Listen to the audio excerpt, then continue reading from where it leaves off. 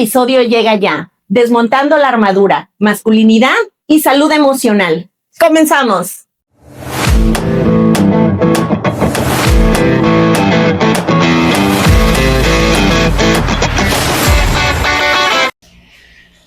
Hoy tenemos de invitado a un hombre de talla integral. Él es psicólogo, es maestro en sexología y además es investigador. Bienvenido, Manuel Lezcano. Gracias, Clau. Gracias por la invitación. La verdad me siento muy honrado de participar en este programa el día de hoy. Muchas gracias por estar aquí en Permamente. Hoy me gustaría que habláramos respecto a la masculinidad, los efectos que tiene en la sociedad, cómo se integra y todo esto, ¿sale? Y pues yo creo que como para poder ir entendiendo y desmenuzando esto, me gustaría que me contaras qué es para ti la masculinidad. Ok. Para señalar lo que es masculinidad hay que comprender que la masculinidad es el conjunto de creencias, restricciones, acciones que cada sociedad, tomando en cuenta tiempo y espacio y cultura, considera que deben de realizar los hombres. Es decir, todas estas creencias que se han construido que supuestamente refuerzan de que el hombre es más hombre haciéndolas, pensándolas o ejecutándolas. Y pueden diferir de todos los espacios. Porque una cosa es la masculinidad, por ejemplo, en México, en Estados Unidos, que en Argentina, es más, inclusive en la propia República Mexicana, no es lo mismo la masculinidad y esta concepción que tenemos en Ciudad de México, que en Tabasco, que en Baja California. Claro. Pero es el conjunto de creencias que tenemos en torno a lo que se supone que debe ser un hombre. Y es la palabra, debe ser. ¿Y vendría siendo similar o viene asociado con el machismo? Viene vinculado, porque el machismo lo que nos plantea en esta construcción es que el machismo los hombres estamos por encima de las mujeres, entonces las mujeres tienen que estar sometidas todo el tiempo, tienen que estar ese papel donde están al mando de cualquier hombre y por lo tanto así debe de ser. Entonces, en algunos contextos hay personas que dentro de su masculinidad integran este machismo y entonces asumen que para ser hombres tienen que estar por encima de las mujeres. Y que así debe de mantenerse, porque de lo contrario, si algo ocurre que hace que las mujeres también estén en el nuevo nivel, entonces las cosas no están bien. ¿Cuáles crees que sean las armaduras que pone la sociedad a los hombres?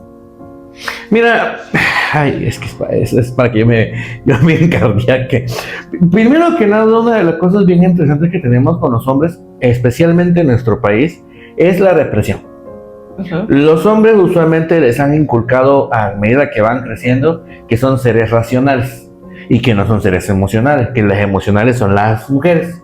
Y entonces se les ha construido de que los hombres tienen que pensar siempre, que no deben de hacer caso a sus sentimientos, si sienten emociones las deben de reprimir porque son obstáculos, son un estorbo, los hace vulnerables. Entonces tenemos muchos hombres que si tú le preguntas cómo se sienten, su respuesta es, estoy bien. No, en serio, bueno, estoy mal. Demuéstralo, ¿no? Demuéstralo. ¿Qué es eso? No, pues que estoy mal, o sea, no me siento bien. Ah, no te sientes bien, no me siento mal, pero no son capaces de conectar cómo se sienten, porque como todo el tiempo les han dicho que sentir los aleja de esta idea de ser varón, entonces evitan conectar con lo que sienten. Son más de pensar, pero no es por una fisiología, es porque la cultura así les marca. Ahora bien, el otro extremo son aquellos que prácticamente se dejan llevar por esta emocionalidad y justifican sus reacciones debido a esa emocionalidad. Ejemplo, es que como no me gustó que el camarógrafo no pusiera la bendita luz, allá fue y le rompí la cara. Porque estoy muy molesto. Y como estoy muy molesto, tengo todo el derecho del mundo de ir a golpear. Y tienen que entenderme porque así soy yo. Ese es un ejemplo de, bueno, sientes una emoción, pero a través de esa emoción justificas violentar a alguien, pero no te detienes a pensar, bueno, ¿y por qué razón te enojaste de esa manera? ¿Por qué te estás alterando de ese sentido? Entonces, vamos del extremo de, ¿me reprimo? O mi emoción la exacerbo de tal manera que la ocupo como un arma para lastimar tanto a los demás como a mí mismo. Como el ejemplo típico del sujeto que agarra la pared como si fuera básicamente contra el box. Le pego para no pegarte a ti. Que sigue siendo violencia. Que lamentablemente a muchos hombres no les gusta que se vea violencia. No les gusta porque cuando sale de violencia es hacer conciencia de la propia violencia que ejerce. Y usualmente muchos varones justifican la violencia que ejercen argumentando que se están defendiendo, que es la otra parte que les provoca, que eso no es violencia, sino que simplemente es su forma de ser, que es que luego la gente exagera y minimiza ese tipo de conductas. Y por ejemplo, esas etiquetas que le ponen justamente del deber ser, porque digo, no, en este caso nos estamos enfocando a los varones, pero también a las mujeres, ¿no? Pero estas etiquetas, ¿qué tanto le afectan para el comportamiento y la expresión de estas emociones a los varones? Fíjate que uno de los problemas que yo he visto en pacientes que he tenido es la manera como construyen sus relaciones de iguales con sus parejas. Porque tristemente alguien o algo les enseñó que aparentemente tienen que tener el dominio de la relación, que tienen que mandar, que ellos son la última palabra, y como que a veces se olvida de que cuando se juntaron con alguien, no se juntaron con un subordinado, se juntaron con un igual, porque por algo se enamoraron. Claro. Y entonces tristemente cuando ven que la otra parte, sea hombre o sea mujer, les responde, tiene una opinión propia, les hace ver esto no estoy de acuerdo, o esto no está bien, o esto lo otro, este tipo de sujetos lo que hacen es que reaccionan mal. Y reaccionan mal en el sentido de que quieren básicamente someter al otro diciendo es que tiene que ser como yo digo, porque si no es como yo digo, las cosas siempre van a estar mal.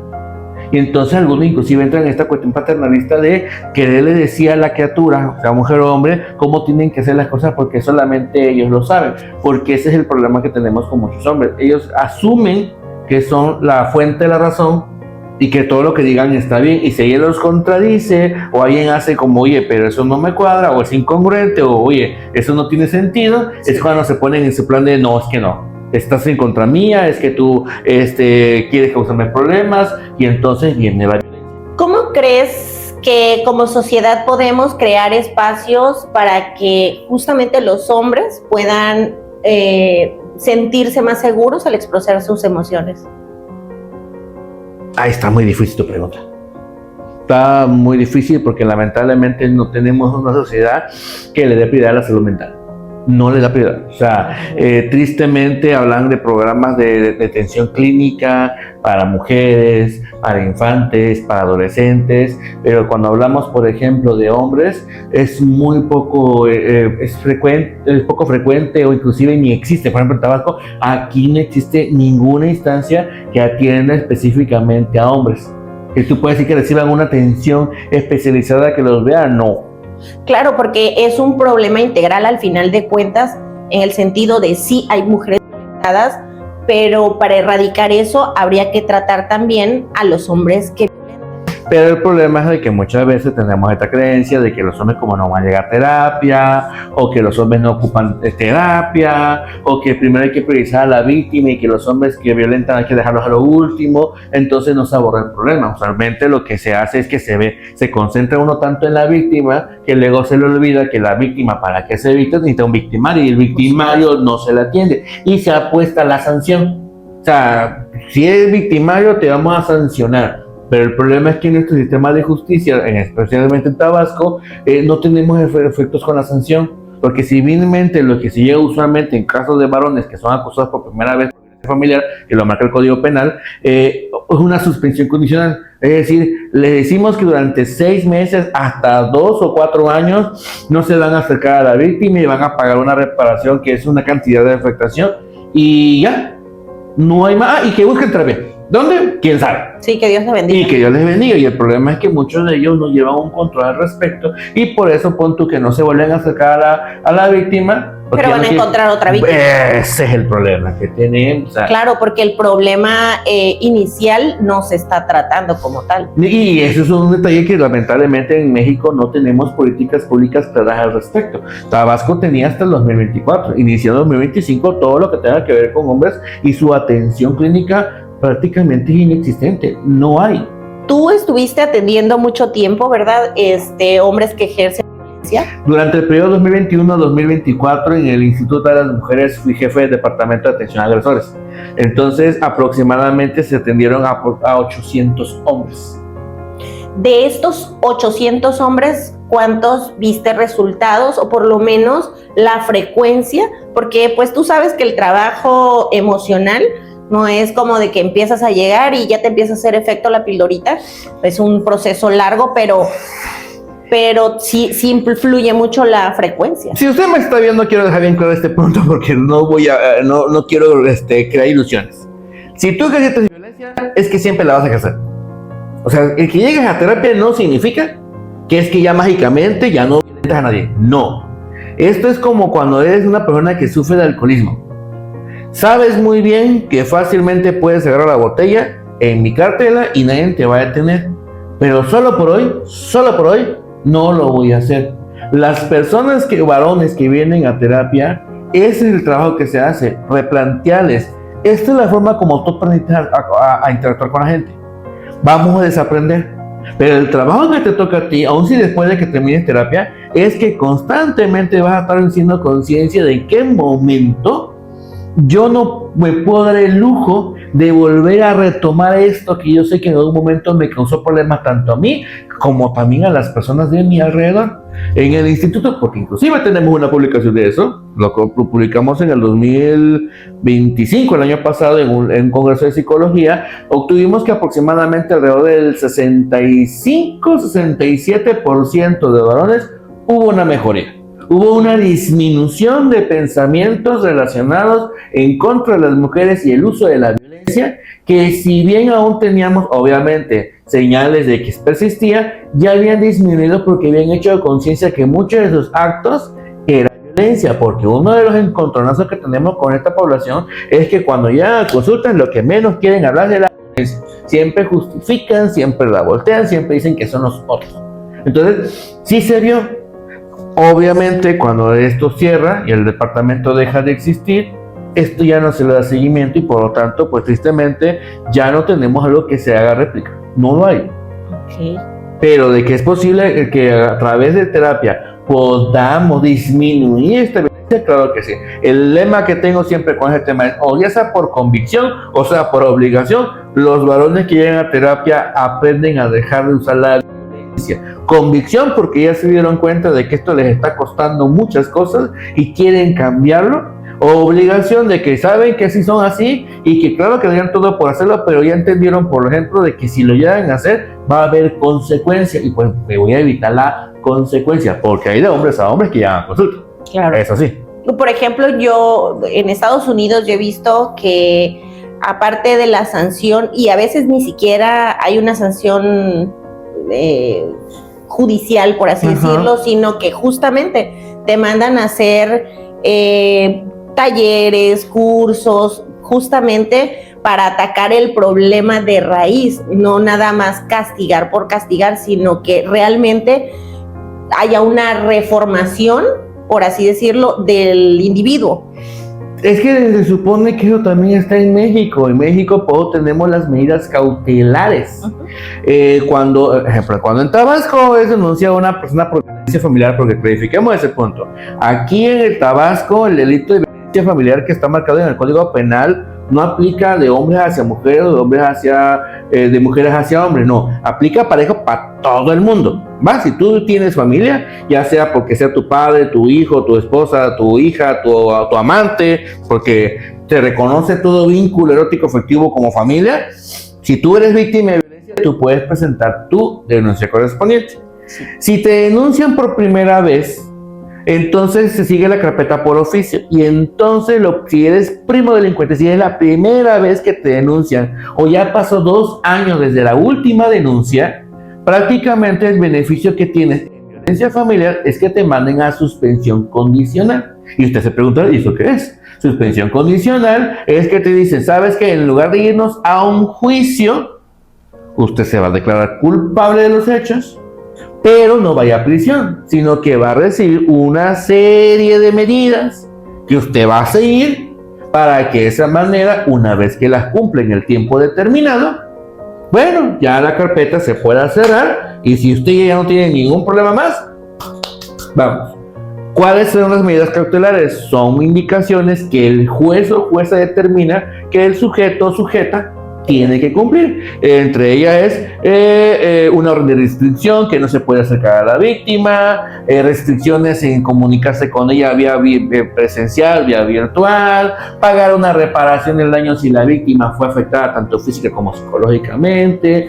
Hasta el 2024, en el caso de varones, era enviarlos a una instancia para la reeducación de hombres ejercedores de violencia, y si cumplían esto en un periodo de 6, que es lo mínimo, hasta 4 años, que es el tiempo que estarán pagando la reparación, porque es lo que se alarga, entonces, una vez completo ese proceso, ya son básicamente liberados, y ya es lo que le dice la ley. A partir de ese momento van a pasar 2 años en los cuales no te puedes meter problemas con nadie, porque de lo contrario ya no hay suspensión condicional, ya es reincidente, ya ahí sí, agárrate, porque entonces las penas por violencia familiar pueden duplicarse, y más si es la misma víctima que me está diciendo que oye, ya hicimos todo este proceso y tú vuelves a fregarme la vida, no inventes. Claro. ¿Qué focos rojos puede detectar un hombre en sí mismo para decir, estoy teniendo un problema, o ya algo me está generando problema, que tengo que llegar a terapia justamente por violencia o por estos temas de machismo, de masculinidad? Creo que básicamente sería conciencia de qué tipo de conducta está realizando y cómo le está afectando en su entorno. Algunos hombres, por ejemplo, se dan cuenta de que la violencia se presenta solamente cuando están alcoholizados.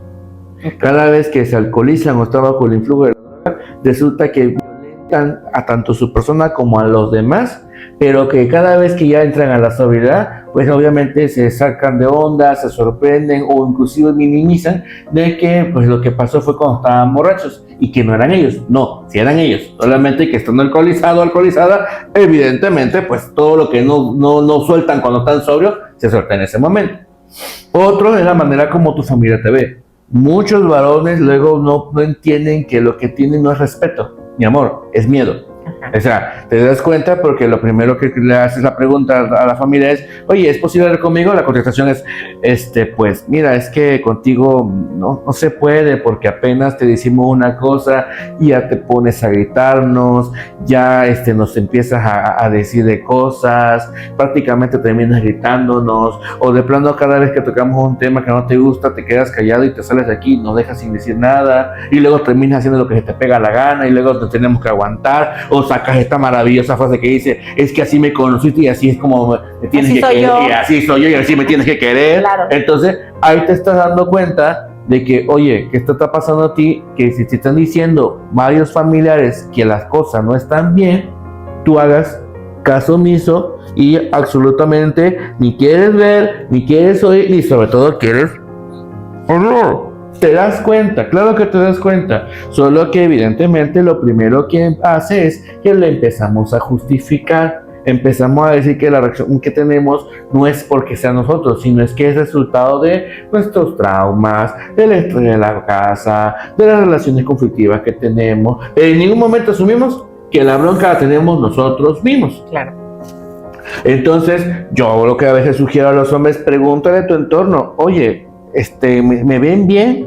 O de plano tú me dices si hay algo que de plano tú sientes que esto ya no es normal.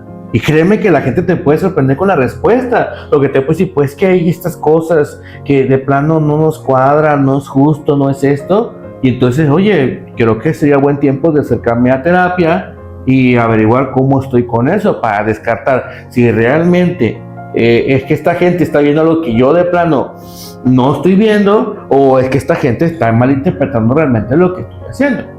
Pero eso es hacer conciencia de realmente de lo que estoy haciendo y si me quiero hacer responsable de lo que estoy haciendo. Por eso es que de pronto yo veo muchos hombres que no, yo soy muy hombre porque yo hago lo que quiere y con todo respeto me vale 3 hectáreas y puedo hacer lo que se me pega la gana porque yo soy muy valiente para afrontar las cosas. Pero cuando pasan las cosas y le dice, ya viste tu gracia, ya viste lo que dijiste, no, es que yo reaccioné así por esto y por otro. A ver, pues, ser hombre implica asumir la responsabilidad de lo que estás haciendo. No quieres hacerse pato o decir que es que reaccioné así porque por el otro es que reacciona así. Esa es la situación. Y tristemente en nuestro país, en lo que respecta a la masculinidad tradicionalista es esa. que no se hacen responsables de lo que están haciendo. Sí cumplen con deberes, eso sí dejemos claro. Estamos acostumbrados a que hay que cumplir con el deber, pero a veces no asumir la responsabilidad de lo que estamos haciendo. Sí, que es diferente cumplir con un deber que con la responsabilidad de tus acciones. Que es aceptar, la regué. Sinceramente fallé. Sinceramente sí lastimé gente, sinceramente me lastimé a mí, sinceramente estoy haciendo que la gente me lo sea infeliz, que me tenga miedo, y eso que estoy diciendo no cualquiera lo debe decir, porque es reconocer de... Ay. Y aparte, de hecho, esto de preguntar, ni siquiera creo que muchos se atrevan a hacerlo, no. Porque como haya gente que diga, prefiero decir todo está bien o decir que no está sucediendo nada, o por el otro lado, puede que lo que escuchen no les guste. Y lo vas a ver muy común, por ejemplo, cuando tengo a los pacientes que pregunto, ¿y cómo están? No, estamos bien, o sea, también ella te dice que esté bien. No, pues yo pienso que estamos bien porque yo me siento bien. Entonces yo asumo que ella también está bien. A ver, espérame, telépata, conectado, sin Dios. Somos seres independientes. No, exactamente. ¿Cómo crees que sean las diferencias, por ejemplo, en las nuevas generaciones con las anteriores? Porque pues el machismo sí estaba a tope, por ejemplo, con los abuelos, con los padres, que hoy, y por ejemplo, con las nuevas generaciones siento que la masculinidad está transformándose en lo que debió ser, tal vez ya por ponerle el deber ser, ¿no? Sinceramente opino lo opuesto. ¿No? El machismo sigue igual. Sí. Lo que ocurre es que el machismo del cual los abuelos y los papás eran los protagonistas, lo que resultaba mucho era esta violencia, ¿cómo le podemos decir? Esta violencia visible, que la violencia física, los golpes, los insultos, este sometimiento directo. Pero ¿qué ha pasado con las generaciones? A medida que hemos avanzado, si bien hemos hecho conciencia de la violencia, se ha refinado. Claro. La violencia es más sutil, más simbólica, más normalizada, de tal manera que si te están violentando ni te estás dando cuenta hasta que ya es demasiado tarde. Los estudios dicen prácticamente actualmente, si bien pareciera ser que el machismo ha disminuido, no ha disminuido, porque estamos en una tendencia en la cual jóvenes adolescentes se están yendo más a estos movimientos donde son prohibitivos hacia los derechos de las mujeres, en donde se ensalza al varón como el superior de todo, conductas que antes pensábamos que estaban desapareciendo se han reafirmado, y entonces evidentemente esto está ocasionando una división, porque muchas mujeres están yéndose por otro lado, que dicen, pues ¿para qué necesitamos hombres así? Ejemplo que tenemos Corea del Sur. Corea del Sur tenemos una problemática muy canija, porque es bien divertido ver cómo tenemos tantos novelas coreanas, historias coreanas, ¿cómo le llamamos a esta cosa? K-dramas. En Netflix, por ejemplo, las historias maravillosas y románticas, cuando Corea del Sur tiene una de las tasas más altas de violencia sexual contra las mujeres. Y las mujeres que tomaron la decisión no serán novias, no van a tener con ningún hombre y ni se van a casar, porque ya están cansadas de que los varones las sigan utilizando como objetos menos que un ser humano. Y es un movimiento que inclusive ya está agarrando influencia en lo que es en Asia. Y hablamos de un continente donde los roles de género están bien marcados y que a pesar de los avances se sigue insistiendo en ello. Acá en México tenemos la misma situación. Acá en México tenemos muchos jóvenes que siguen a muchos influencers, a muchos varones que supuestamente se catalogan como gurú, que te hablan de relaciones de pareja y cómo tienen que manejarlas, pero siempre la construcción, por ejemplo, de que los que tienen que dominar son ellos, que tienen que someter son ellos, y en un momento se nos olvida de que para tener una relación de pareja no se supone que tenemos que tener amor, y el amor no se puede dar entre subordinación, el amor se da entre igual, o que se supone que la persona que está conmigo me va a complementar como yo le complemento. Es más, ni complementarnos, le agrego, porque la otra con ella está completa igual que yo. Sí, yo sinceramente, yo sí te lo puedo confesar, a mí me asusta la realidad que tenemos ahorita. Me asusta. Yo tengo dos sobrinas de 13 y 15 años, van creciendo, y ahí me ves diciéndole todos los días, oye, si pasa esto, haz esto, lo otro, porque llegará el día en que yo no voy a poder estar ahí para cuando si un momento dado se tocan en el sentido de que les toca un varón que con la bandera de hombre bueno y hombre decente las enamora, las envuelve, para luego estando en su relación de pareja ya se den cuenta de que no es tan bueno ni tan amable, sino ya un hombre que ejerce violencia, ellas sepan qué hacer. Pero aún así me asusta que, por ejemplo, aun cuando sepan qué hacer, ya no sea posible hacer nada, porque ese tipo de sujetos las violentan de tal manera que inclusive las pierda yo. Fíjate que es un tema que yo ahorita tengo una sobrina de 2 años y justamente por muchas situaciones que han existido a nuestro alrededor, me decía mi mamá, es que yo me encantaría, dice que pues la niña tomara a lo mejor clases aquí en la casa, me gustaría que la niña pues buscar la manera de que pues solo tenga a lo mejor maestras mujeres, ¿no? Y porque pues hay un temor por las cosas que están en la sociedad. Uh-huh. Entonces ella le decía, es que no podemos meter en una burbuja a nadie, o sea, ninguno de nuestros hijos podemos meterlos en una burbuja, porque ¿qué va a suceder el día que ya no esté yo para poder ayudar a mi sobrina, a mi hija, X, Y o Z, ¿no? Entonces creo que lo ideal sería como darle las herramientas para que en su momento, Dios no quiera, pase algo, sepa detectar de entrada preventivamente, y en segunda, si sucede, pues que sepa decir o expresar qué es lo que está sucediendo. Y lo mismo aplicaría para los niños y adolescentes varones. La psicoeducación, darse cuenta, estos comportamientos no son normales. Los niños y adolescentes no son estúpidos, se dan cuenta, lo comprenden, en la medida de que su cerebro y su madurez psicoemocional se los permite. Pero también el trabajo de padres, madres, cuidadores es ayudarles a enseñar.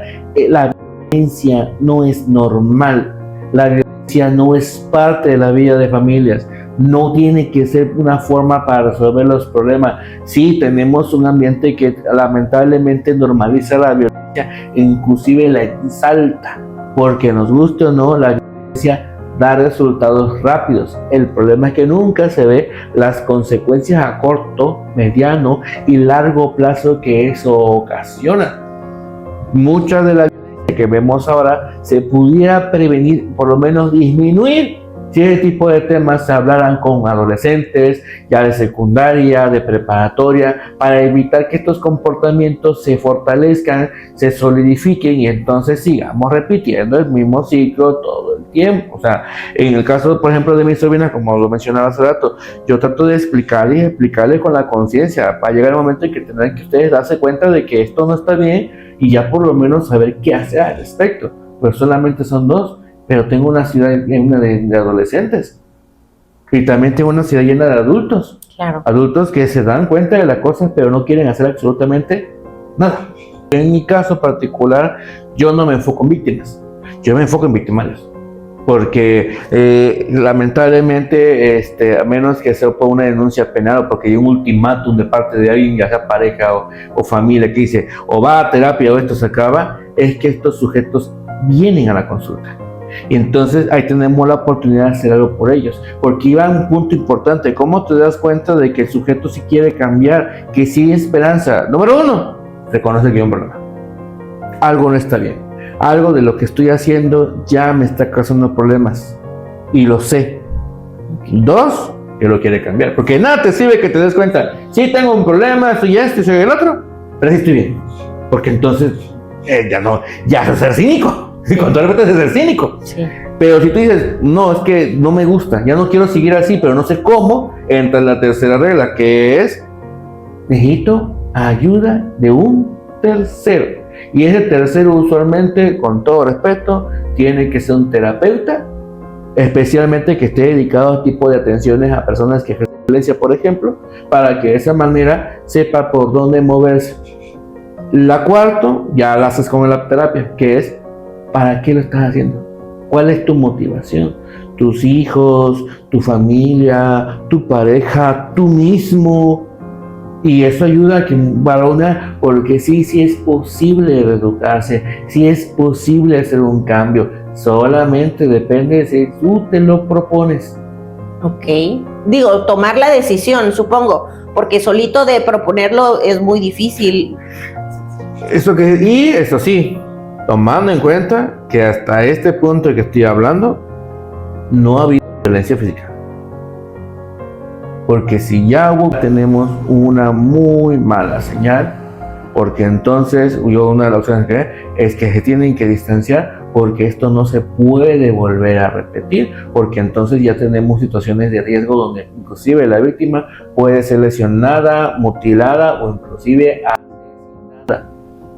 Porque la violencia física escala. Claro. Estas no de que espera, bueno, primero es una cachetada, mañana será una patada, pasado mañana, no, esto puede pasar de una cachetada a que en el momento, ¿sabes? Ya estamos hablando de feminicida, o ya hablamos hasta de suicidio, porque uno de los casos tristes que hemos visto son varones que una vez que mataron a la pareja, se matan, porque no quieren asumir la responsabilidad del acto, y de, chihuahua, sí, me friegas a una familia, muy contento, ¿no? Sí, y tristemente a veces creo que como sociedad normalizamos ciertas actitudes, como bien lo decías hace ratito, y que por estas mismas razones se creó el violentómetro, ¿no? El violentómetro lo crearon justamente para ello. Y el violentómetro también puede aplicar para varones, cuando un varón es víctima de violencia. Porque es cierto, hay varones que son víctimas de violencia, tanto por mujeres como también por otros hombres. Pero el problema es que no lo hablan, porque como usualmente se nos dice que los hombres somos el sexo fuerte, los que básicamente madreamos gente, los que no nos dejamos, que un hombre te reporte que es violentado, ahí entra lo que decimos de la masculinidad. Es que eso no puede ser, porque los hombres no pueden ser violentados. Ok. Sí, claro, y cómo se van a dejar mangonear, ¿no? Mangonear, golpear, atacar, y si es una mujer, pues, oye. Peor aún. Y si es un hombre, todavía peor, porque ahí tenemos esta pelea de quién es más gallo. Y entonces si este hombre me vino a golpear, entonces ¿qué clase de hombre soy yo? Acá. Ahí está canijo el tema del ego. Entonces podemos tener una población de varones que tristemente son víctimas de violencia también, pero no hablan por lo mismo. ¿Y qué crees que pudiéramos hacer? Digo, si en el estado no hay lugares donde puedan estos hombres acudir a una ayuda, ¿qué crees que deberían de hacer? ¿Algo muy básico? Mira, lo más básico que pueden hacer es que si están con la disposición de querer ayuda, es acudir a un terapeuta certificado. Un terapeuta que tenga las pautas y las tablas para trabajar este tipo de conducta. De preferencia, si es un hombre, de preferencia un terapeuta que tenga experiencia en atención a varones y especialmente en temas de violencia. No estoy diciendo que todos los hombres violentan, tampoco, cálmese, por Dios, no. Estoy diciendo que hay una población de hombres que violenta y que tiene que ir a terapia si no quiere que esa violencia crezca. Si hay otros hombres que no violentan, hombres que padecen ansiedad, padecen depresión, padecen sobreestrés, padecen otras problemáticas, por ejemplo, en ámbito sexual, como la disfunción eréctil, de eyaculación precoz, de eyaculación retardada, y también de preferencia también hay que ir a terapia, porque tristemente cuando hablamos de masculinidad, lo que sobra es la salud mental. Sí, claro. Si tú estás fuerte y te puedes levantar y puedes trabajar, tú estás bien. No importa que te sientas a morir, pero tú estás bien. Sí. Y entonces ahí tenemos otra población olvidada, no los hombres que no violentan, pero los hombres que no se cuidan, y al no cuidarse también se violentan, no hacia afuera, sino hacia adentro. Claro, por supuesto. En este podcast yo tengo una cajita quiero crear una cajita de mensajes. Ay, yo entendí la caja de sorpresa y dije, ¡uy! Me traje. ¡Ay! ¡Dame mi caja! Yo quiero mi caja de sorpresa. Una caja de mensajes. Una cajita de memorias. Okay. Entonces, ¿qué es para ti ir más allá de la belleza? Ay, me agarré en curva. Ir más allá de la belleza. Fíjate que ahorita que me dices eso se me ha estado viniendo una idea una frase que es una caricatura que fue muy famosa hace poco en la temporada, que decía lo siguiente: al final todo estará bien, y si nada está bien es porque aún no es el final. Si la vinculo con el tema de ir más allá de la belleza, yo creo que ese es el chance de decirnos: yo creo que puedo seguir todavía caminando hacia una mejora de mi propia persona, de tal manera que no solamente la belleza física hable por mí, también esa belleza interna. Y con esa belleza interna, la manera como yo me acomodo tan bien que estoy en paz con mi pasado, con mi presente, con mi futuro, tanto por dentro como también por fuera. Y eso habla también de autocuidado, porque también la belleza es autocuidarse. Es el autocuidarse, Sí, claro. y esto también implicaría también el hecho de recordar, ahorita quizás las cosas no están mejor, quizás las cosas están feas, quizás las cosas tú dices, no le veo luz, pero todavía hay oportunidad, hay esperanza.